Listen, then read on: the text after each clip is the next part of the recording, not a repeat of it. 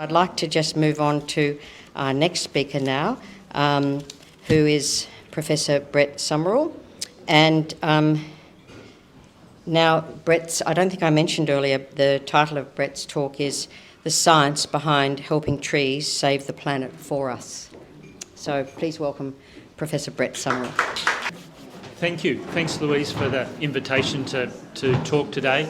And thank you, Uncle Dean, for the acknowledgement. And as the representative of the science community, I think I can say that our respect and reflection on Aboriginal knowledge, particularly in relation to plants and country, hope is moving much further along a good pathway now. So what I wanted to talk a little bit about was some of the issues affecting trees and plants over the current period of time, over the last 10 years period, and talk a little bit about some of the work that we're doing, particularly at the gardens, but in science in general and ecological communities and people working in restoration to, I hope, at least address some of those issues and maybe bring the balance back a little bit so that it's a little bit more productive in that space. I lead up a team of about 50 or 60 scientists at the gardens who are very focused on plant conservation issues, about trying to work out methods and methodologies that maybe will help to provide an opportunity for trees to and other forms of plants to exist for a little bit longer, because we need them, and without them we're pretty well doomed. So the last 3 years in particular, 5 years in particular, have been pretty hard for plants. We've gone through, as Dean was talking about, the horrendous periods of time with the bushfires, with floods, with all sorts of issues in terms of diseases, impacts of all sorts of very detrimental things that have really had a nasty impact on plants. So obviously the bushfires in 2019, 2020 period of time. But one of the wonderful things about working with plants and with trees is that you're always reminded about the resilience of plants, the ability to, despite everything that we throw at them, they provide an opportunity for you to feel that there is some hope, there is some opportunity for resilience, hating that word as much as I do, but it does provide an opportunity to think that there is a silver lining to working in this space. And when walking in the bushfire affected country, this is at Mount Tomah, just outside the Blue Mountains Botanic Gardens there, walking through this country, you see those new forms of life, the new things starting again, and really gives you a lot of hope that with a little bit of help, with a little bit of science, and with a little bit of understanding of the ecosystems, both from a cultural perspective of 60,000 years or however long it is, that's those sorts of issues can be affected. Even the rainforests up in northern New South Wales, you can see the impact of the fires had on those areas of New South Wales that just were not expected to burn. So it's a pretty horrendous thing, all being induced by being affected, facilitated by human-induced climate change. We're making the country, particularly this country, we're probably going to be affected worse than anywhere else, much more susceptible to drought, to bushfires, to all of these impacts, and then, ecosystem like that then gets affected by the floods that we've seen. It can be horrendous. One thing I think exemplifies the nature of that impact was the issue of how the bushfires affected the Woollahra pine. As a member of the Botanic Garden staff, I'm contractually obligated to, wherever I can, mention the Woollahra pine. And Louise has got a couple of photos up there of a couple of the plants in town, and I'll get back to the pine later. But these fires came into a space. Is it going to move? No, left. Here you go. Oh, try again. Can you? There we go. Oops. Now it'll probably catch up. There you go. That'll do. That's fine. Yeah. So, it was only by the really heroic efforts by the National Park firefighting teams that they were able to save the trees from being destroyed. And this is an evolutionary lineage that goes back millions of years. located in one unique spot, protected from bushfires, but even in those circumstances the fire was able to get there, and it's only by these teams getting in there and maybe just press it forward. Yeah, and as you can see, the fires were all around the Wollamai pine population and moving down into the affected gorge. Next one. And as you can see, the impact on the trees. So only by those efforts were they able to save it. And these highlights the impact of the sorts of changes that we're bringing about and the impacts that we can have on these sorts of unique species that are just, we really do need to protect and to save.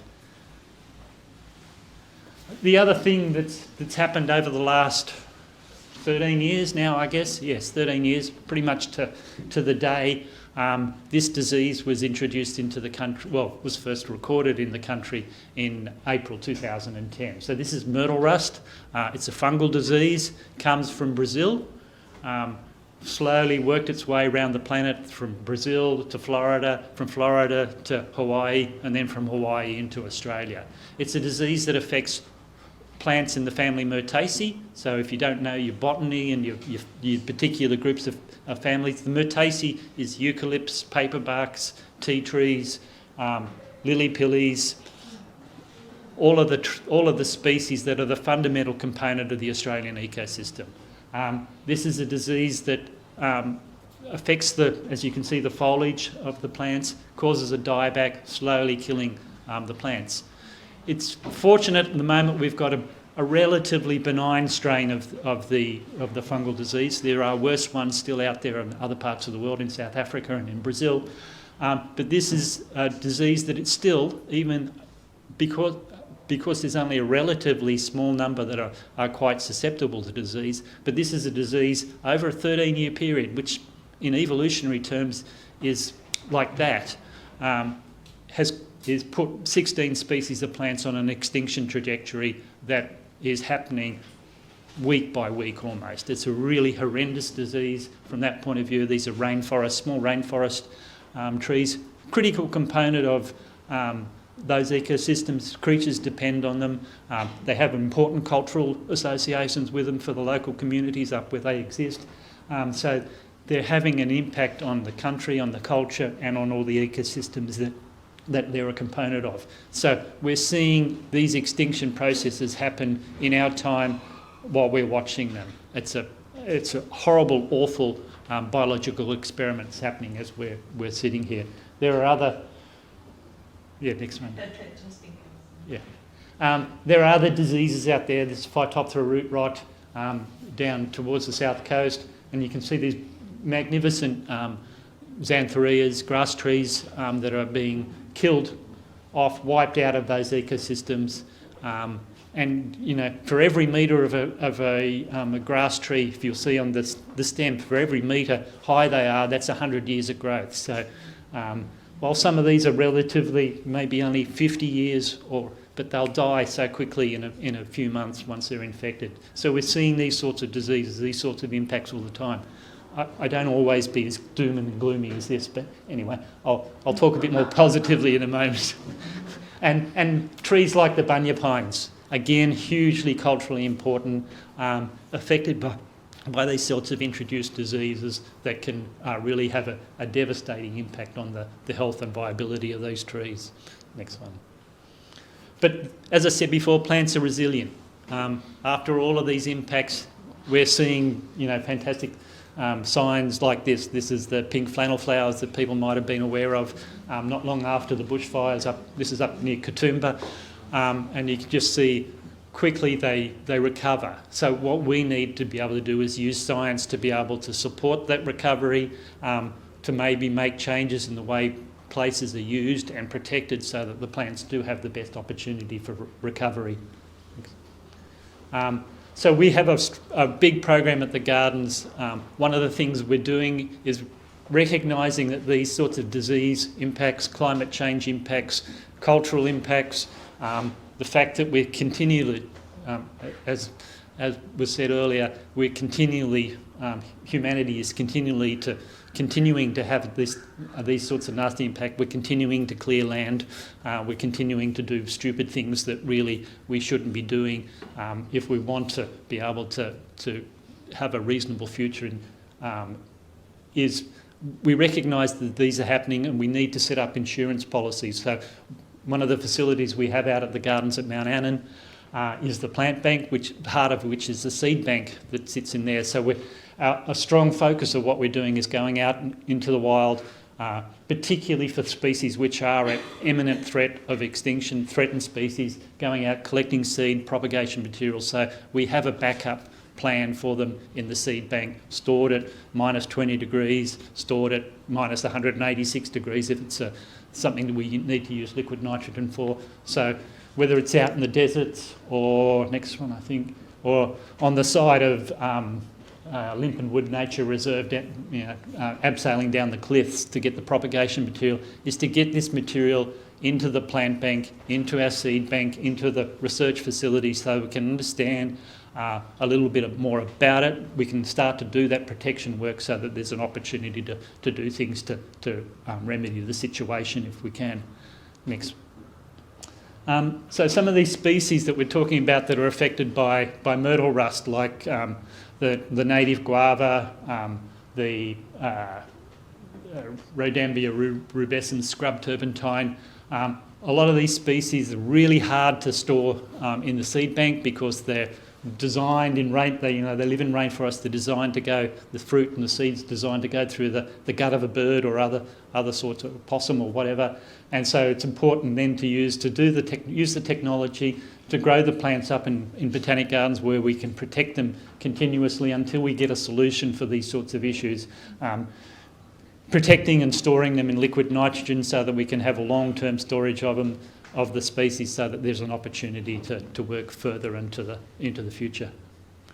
DNA technology now is a fantastic tool that we're using, and while there are connotations about the use of it and how ethical it is sometimes, in terms of conservation practices and procedures, it tells us an enormous about how we can direct better restoration, how we can produce plantations or restore ecosystems that are much more resilient than we have in the past. So we're using DNA technology, using genomic tools to recognise when there's disease present, to understand the genetic variability in a threatened species population, so that we can better help those populations to exist into the future. So it's a really fantastic tools that are around now to be able to do that.